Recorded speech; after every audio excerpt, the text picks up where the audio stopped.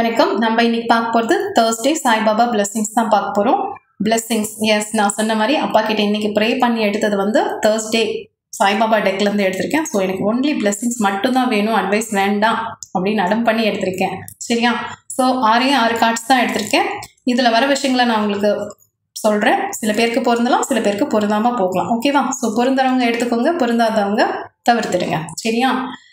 Okay, சொல்கிறேன். வெறுப்பு, கோபம், கடும் சொற்கள், பொறாமை, இந்த மாதிரியான விஷயங்கள் யாராவது உங்கள் மேலே போட்டு திணிச்சிட்டு இருக்காங்க அப்படிங்கிற பட்சத்தில் உங்கள் மேலேயும் இருக்கலாம், இல்லை உங்கள் குடும்பத்து மேலேயும் இருக்கலாம். சரியா?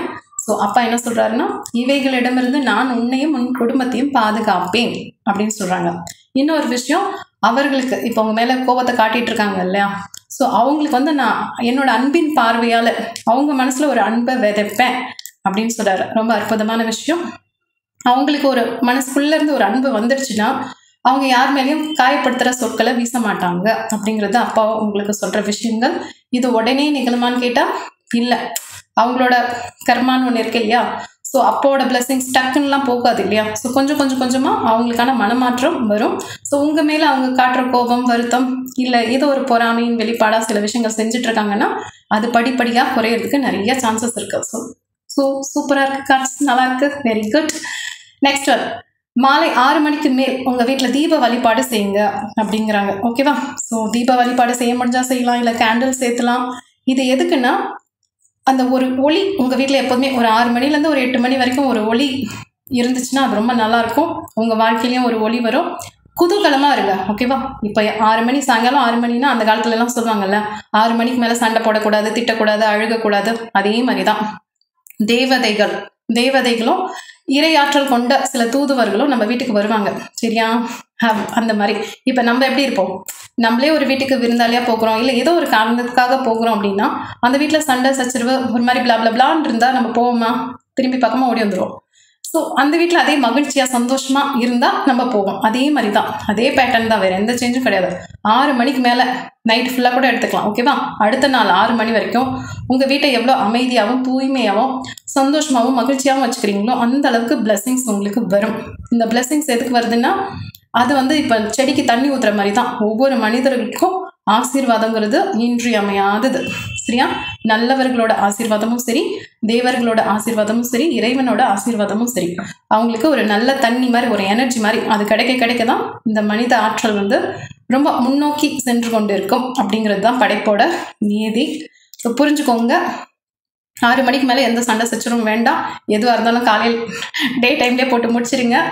ஒரு ஆனந்தம் விளையாடும் வீடாக உங்கள் இல்லத்தை நீங்கள் வச்சுக்கிட்டிங்கன்னா அந்த சந்தோஷங்கிறது பன்மடங்காக பெருகக்கூடிய வாய்ப்புகள் நிறைய இருக்குது. ஓகேவா?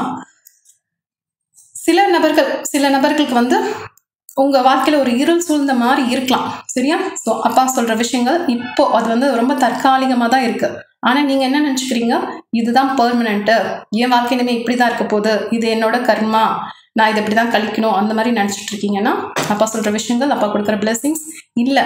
இந்த இருள் வந்து உனக்கு ஒரு ஒளியை தான் கொடுக்க போகுது. நீங்கள் இருள்னு சொல்லிட்டு இருக்கீங்கல்ல, அது ஒரு நல்ல வெளிச்சத்தை உங்கள் வாழ்க்கையில் கொண்டு வந்து கொடுக்க போகுது. அது எப்படின்னா, ஒரு அழுத்தம், ப்ரெஷர் உங்கள் வாழ்க்கையில் போட்டுகிட்டே இருக்கு இல்லையா. ஸோ அது ஒரு காலகட்டத்துக்கு அப்புறமா ஒரு பிக் பியூட்டிஃபுல் டிரான்ஸ்ஃபர்மேஷன் மாதிரி உங்கள் வாழ்க்கையில் நிகழும். அது இப்போ உங்களுக்கு சொன்னால் புரியாதா என்னன்னு தெரியல. பட் உங்கள் வாழ்க்கையை நீங்கள் கூர்ந்து கவனிச்சு பாருங்கள். உங்களுக்கு எப்பப்பெல்லாம் பிரச்சனை வருதோ நீங்கள் அப்பப்பெல்லாம் புது அவதாரம் எடுத்திருப்பீங்க. ஸோ உங்களுக்கான டைமென்ஷன் சேஞ்ச் ஆகிட்டே இருக்கும். எங்கேயுமே சோர்ந்து நிற்க மாட்டீங்க, ஓடிக்கிட்டே இருப்பீங்க. அப்பா கொடுக்குற விஷயங்களும் அப்படிதான். உன்னை பட்டை தீட்டிகிட்டு இருக்கேன், நீ ஒரு வைரக்கல், ஸோ நீ இன்னும் கொஞ்சம் நாள் ஜொலின்னு ஜொலிப்ப அப்படிங்கிறாரு. ஸோ கஷ்டம்னு எந்த வித கஷ்டத்தையும் தூக்கி தலையில் போட்டுக்காதீங்க. இந்த வாழ்க்கையை நம்ம பிறந்திருக்கோம். எஸ், நம்மளால் முடிஞ்ச அளவுக்கு சில பல நல்ல விஷயங்களை பண்ணுவோம், கஷ்டங்கள் வந்து அதை ஏற்றுப்போம், அந்த கஷ்டத்துலேருந்து மீண்டு வருவோம் அப்படிங்கிற உங்கள் நம்பிக்கை மனசுக்குள்ளே விதைச்சிக்கிட்டே இருங்க அப்படிங்கிறது அப்பாவோட இன்னொரு அட்வைஸ். ஓகேவா? வசியக்கல், உங்ககிட்ட ஒரு வசியக்கல் இருக்குது. எஸ், ஆல்ரெடி மேக்னெட்டிக் பவர் இருக்குன்னா அந்த மேக்னெட்டிக் பவரை வச்சு நீங்கள் நல்ல விஷயங்கள இருங்க. ஓகேவா? ஸோ அப்பா சொல்கிற விஷயங்கள், நீங்கள் உங்களோட கவனத்தை எதில் கொடுக்குறீங்க? நல்ல விஷயங்களுக்கு கொடுக்குறீங்களா, இல்லை வேண்டாத தேவையில்லாத விஷயங்களுக்கு கொடுக்குறீங்களா? நல்லதை நினச்சிங்கன்னா கண்டிப்பாக நல்லது நடக்குமான்னு கேட்டால் எஸ், கண்டிப்பாக நல்லது நடக்கும். சில நேரங்களில் காலதாமதம் ஆகலாம். நம்மளோட கார்மிக் சைக்கிள் எப்படி இருக்குன்னு தெரியல. ஸோ அதுக்கேற்ற மாதிரி முன்ன பின்ன நடக்கலாம், பட் கண்டிப்பாக நடக்கும். நம்மளோட பேட்டர்னே சேஞ்ச் ஆகும். அதே நம்ம தீமையான விஷயங்கள் இல்லை பழைய விஷயங்கள் இல்லை ஏதோ ஒன்று எதிர்மறையான ஆற்றலை நம்ம சொல்லிகிட்டே இருந்தோன்னா அது பல காலங்களுக்கு புது புது விஷயமா புது புது பேட்டர்னில் நம்மளோட கர்மா வந்து ரிப்பீட்டுன்னு சேஞ்ச் ஆகிட்டு வரும். ஸோ பார்த்துக்கோங்க. உங்களுக்கு நல்லது நடக்க காலதாமதம் ஏன் ஆகுது? ஏன் அந்த கஷ்டத்திலே உழண்டுட்டு இருக்கீங்க? உங்களோட சிந்தனை பேட்டர்ன் எப்படி இருக்கு? அதை நீங்கள் மாற்ற முயன்றா மாற்றுங்க அப்படின்னு அப்பா சொல்கிறாரு. வறியவர்களுக்கு உதவி செய்யுங்க, நீயும் நானும் ஒன்றே அப்படின்னு அப்பா சொல்கிறாங்க. ஓகேவா? ஸோ உங்களால் இயன்ற அளவு யாருக்காவது உதவணும் அப்படின்னு இருந்துச்சுன்னா நீங்கள் உதவலாம். பறவைகளுக்கு ஏதாவது போட முடிஞ்சா போடுங்க, தானியங்கள் போடுங்க. அதே மாதிரி பைரவர் டாக்ஸ் இருப்பாங்கல்ல, ஸோ அவங்களுக்கு ஃபுட்டு கொடுக்க முடிஞ்சா கொடுங்க. நீர் வைங்க. பறவைகள் இந்த டைமில் இப்போ சம்மர் ஸ்டார்ட் ஆகிடுச்சு, ஸோ தண்ணி வைக்க முடிஞ்சா தண்ணி வைங்க. செடிங்களுக்கு தண்ணி ஊற்றுங்க.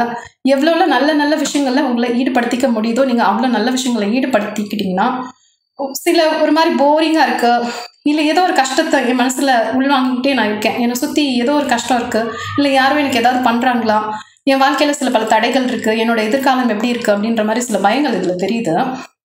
அந்த மாதிரி பயங்களே வேண்டாம். சரியா? அப்பா அவங்க கூடயே இருந்து அழகாக உங்களை வழி கையை பிடிச்சி கூட்டிகிட்டு போவார். ஸோ அந்த தைரியத்தை நீங்கள் வளர்த்துக்கோங்க.